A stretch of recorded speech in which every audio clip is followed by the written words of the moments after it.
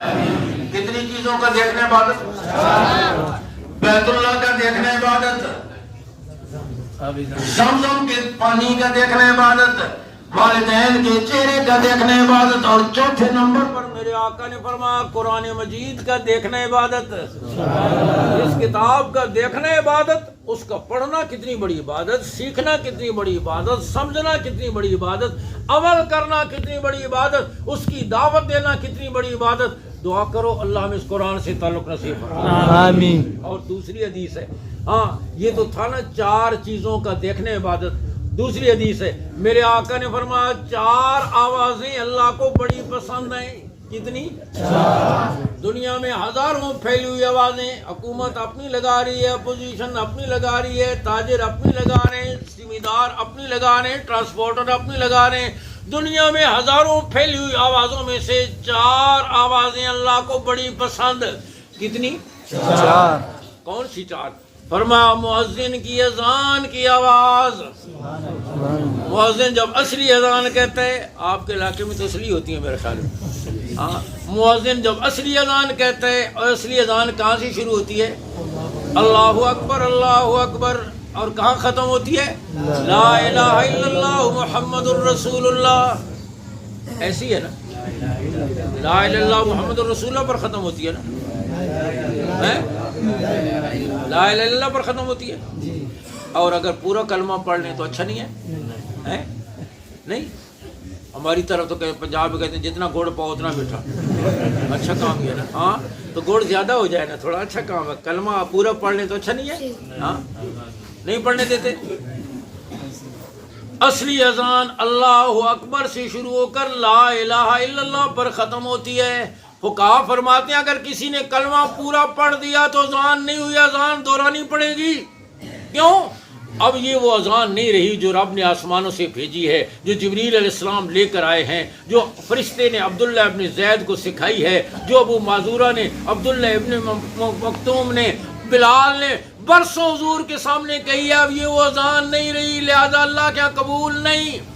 اذان کے آخر میں اضافہ ہو جائے تو اذان اذان نہیں رہتی، اذان کے شروع میں یا درمیان میں اضافہ ہو جائے تو اذان اذان رہے گی؟ بولو، اصلی اذان کہاں سے شروع ہوتی ہے؟ اللہ اکبر۔ اور جب تک سپیکر نہیں شروع ہوئے تھے اصلی ہی تھی اللہ اکبر سی، جب سپیکر شروع ہوئے ہیں پھر اضافہ ہو گیا۔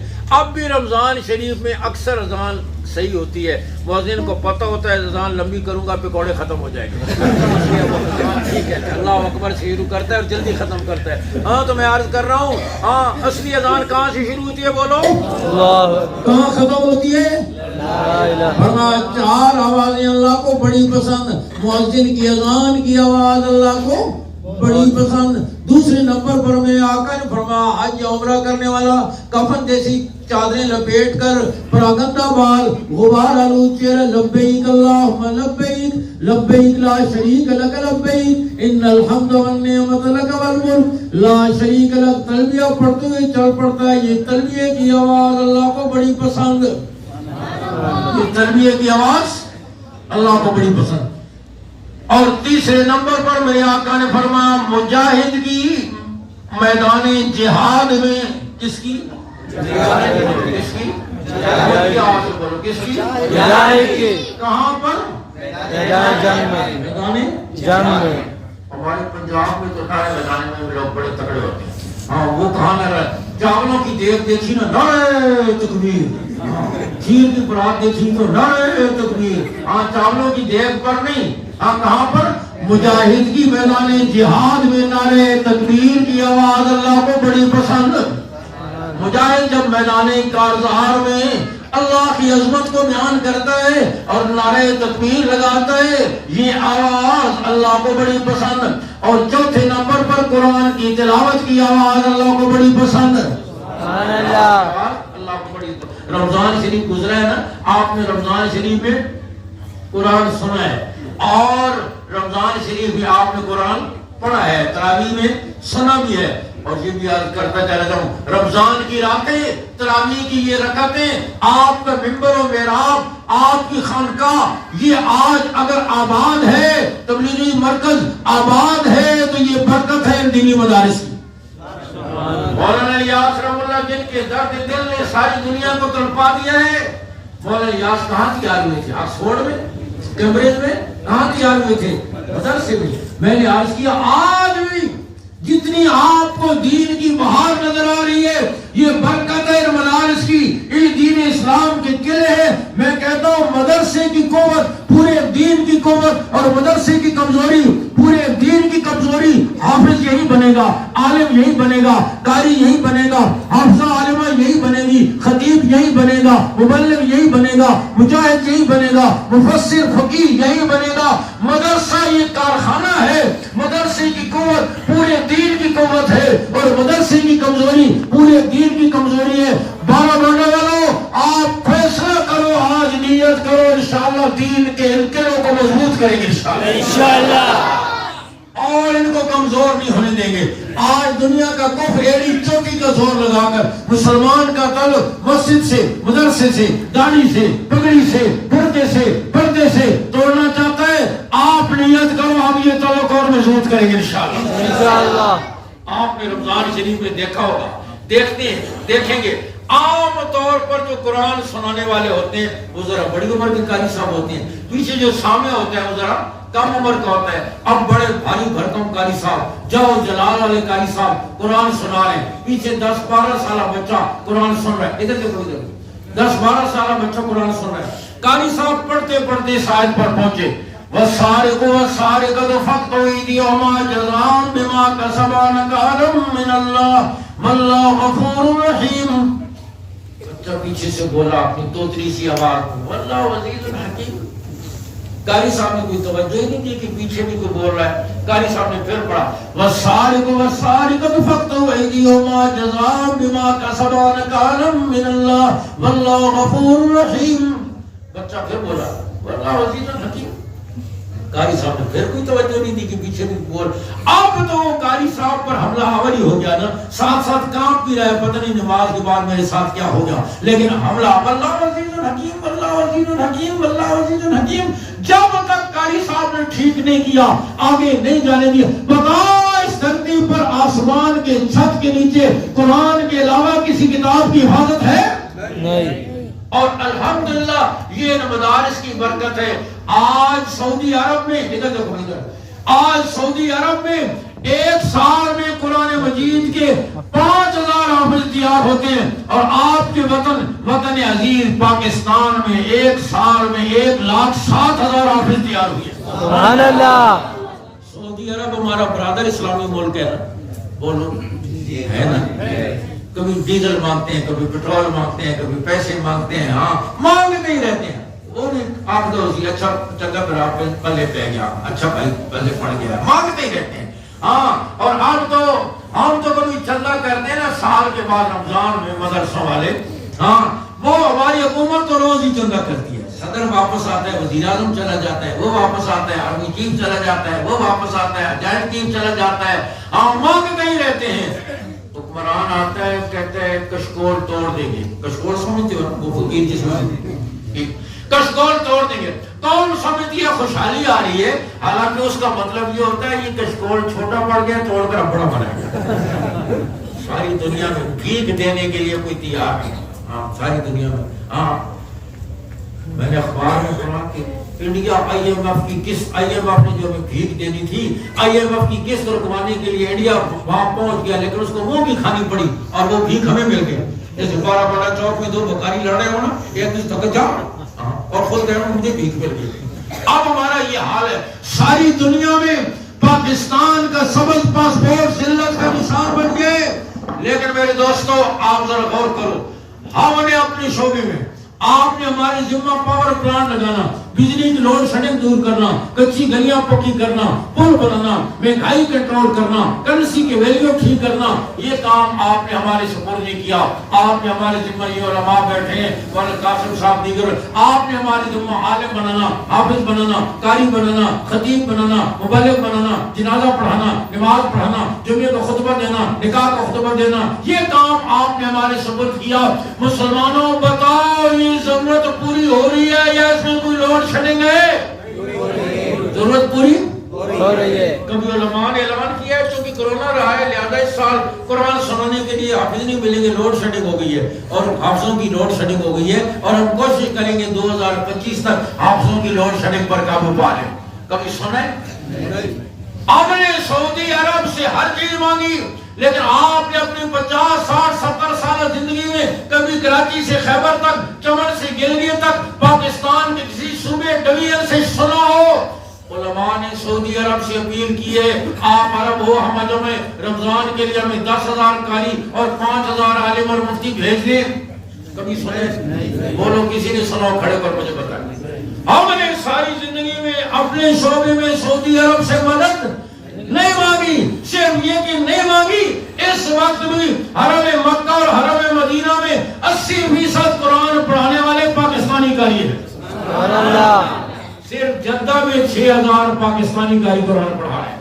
آپ کی دعاؤں کی برکت سے, آپ کے تعاون کی برکت سے ان علماء نے ان بوریوں پر بیٹھ کر روکھی سوکھی کھا کر کسی مسجد کے کم وزیر اور چوک میں گزارا کر کے آپ کا وقار پوری دنیا میں بلند کیا ہے. میں کہتا ہوں جو کام آپ نے ہمارے سپرد کیا ہے نا, اس میں آپ کو کوئی پریشانی بولو, جو کام آپ ہمارے سپرد نہیں کرتے نا پورے طریقے سے, ادھر کچھ نہ کچھ تو کرتے ہیں, پورے طریقے سے نہیں کرتے, وہ کام بھی آپ سپرد کر کے دیکھیں انشاءاللہ پاکستان ترقی کی معراج پر پہنچے انشاءاللہ. ادھر پتہ نہیں ادھر آپ کی طرف ایسے نہیں ہے, ہمارے پنجاب کی طرف کوئی مولوی صاحب الیکشن میں کھڑا ہو جائے کہتے ہیں نا استاد جی وہ کتا کام نہیں, تسی ادھر کدھر آ جاؤ, ہاں بہت گندا کام ہے یہ سیاست والا, آپ کدھر اللہ کرے مسجد میں بیٹھ کر, آپ کی طرف تو خیر ایسا ماحول نہیں ہے.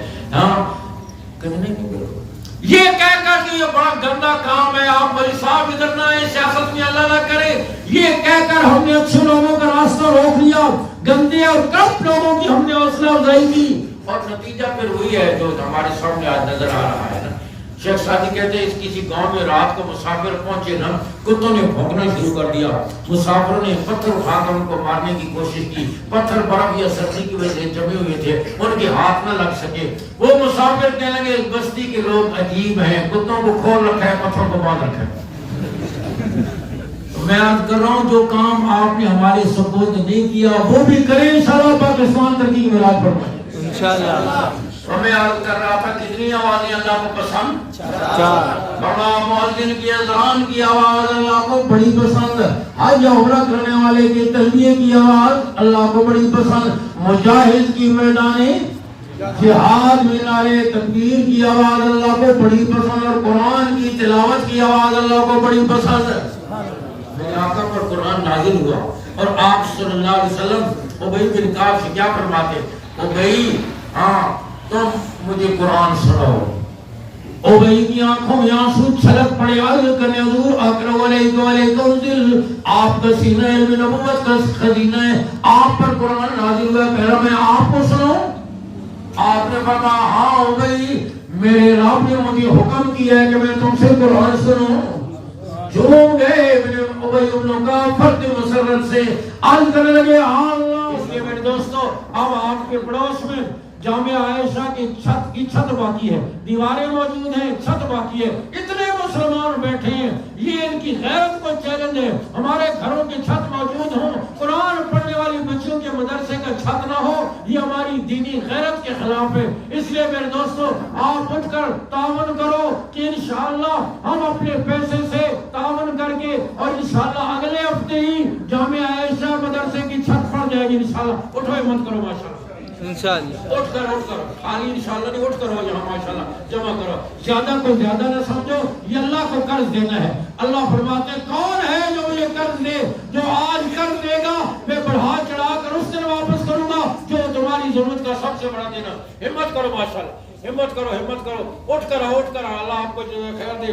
یہ میری طرف سے بھی ہاں ابتدا میں کر دے, تم ہمت کرو ماشاءاللہ, اللہ بہت جزائے خیر. اٹھ کر اللہ آپ کے حلال مال. دوستوں خالی ہاتھ آئے تھے, خالی ہاتھ چلے جائیں گے, سر کی ٹوپی اترے گی, زیور اترے گا, بدن کے کپڑے اتریں گے, کچھ نہیں جائے گا, یہ دولت ساتھ جائے گی اللہ کے خزانے میں. ہمت کرو ماشاءاللہ, اٹھ کر جو سیل میں بیٹھے ہیں ہاں یا دور کھڑے ہیں وہاں سیل میں جمع کرائیں, کیونکہ آگے آئے, ہمت کریں تو راستہ دو, ان کی اٹھ کر آنا, آگے آنا, اللہ کو بڑا معبود ہے. ہمت کرو ماشاءاللہ. اللہ آپ کے حلال مالوں میں برکت دے دے۔ اللہ فرماتے ہیں جو خرچ کرو گے میں تمہیں اس دن واپس کروں گا جو تمہاری ضرورت کا سب سے بڑا ہے۔ اللہ کے دین کی اشاعت کے لیے، آپ کے لیے، آپ کے والدین کے لیے بہترین صدقہ جاریہ۔ ہمت کرو، ہمت کرو، اللہ کے خزانے، اللہ نے تو سب کچھ دیا ہے، خالی ہاتھ آئے تھے خالی ہاتھ چلے جائیں گے، یہ اسی کا کرم ہے، اسی نے یہ رزق دیا ہے، اسی کے نام پر خرچ کرنا ہے۔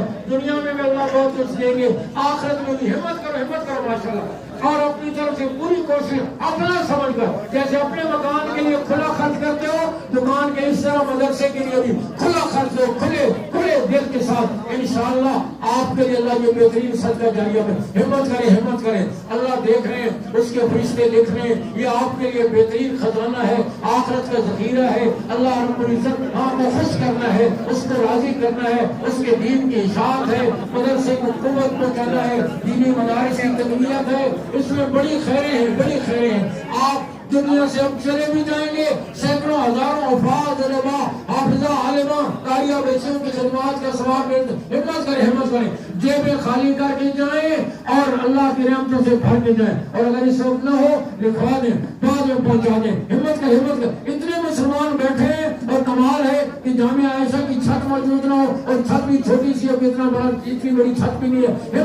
ہمت کریں ماشاءاللہ، اللہ آپ کو خیر دے، آپ کے حلال والوں میں برکتیں نصیب فرمائے، دین پر لگتا رہے گا، اللہ اسپتالوں سے بچائیں گے، جیلوں سے بچائیں گے، ظالم کے ظلم سے بچائیں گے، چور کی چوری سے بچائیں گے، اور دنیا اور آخرت کے اندر نقصانوں سے اللہ بچائیں۔ ہمت کریں ماشاءاللہ، اٹھ کر آئیں، اللہ آپ کے حلال والوں میں برکتیں دے۔ اپنا مال ہوئی ہے جو اللہ کے نام پر دے دیا، پیچھے رہ جانے والا یہ وارثوں کا مال ہے۔ جو بار پیچھے کھڑے ہیں وہ آنے میں لیٹ ہو گئے، تعاون کرنے میں آگے بڑھے، جو سیر میں بیٹھے وہ بھی ہمارے ساتھی وہاں پھر رہے ہیں، وہ بھی اٹھ کر تعاون کریں ان کے ساتھ۔ اللہ آپ کے حلال مالوں میں برکتیں نصیب فرمائے۔ یہ اللہ کے نام پر خرچ کرنا ہے، اللہ کے دین کے لیے خرچ کرنا ہے۔ اللہ فرماتے ہیں وَمَا تُنْفِقُوا مِنْ خَيْرٍ فَلِأَنفُسِكُمْ، نیکی میں جو خرچ کرو گے تمہارے اپنے لیے ہے، کسی پر احسان نہیں ہے، تمہارے اپنے لیے ہے، اپنے لیے آخرت کا ذخیرہ ہے، اللہ کے خزانے میں جمع کرانا ہے، اور تمہیں انشاءاللہ اس دن کام آئے گا جو ضرورت کا سب سے بڑا۔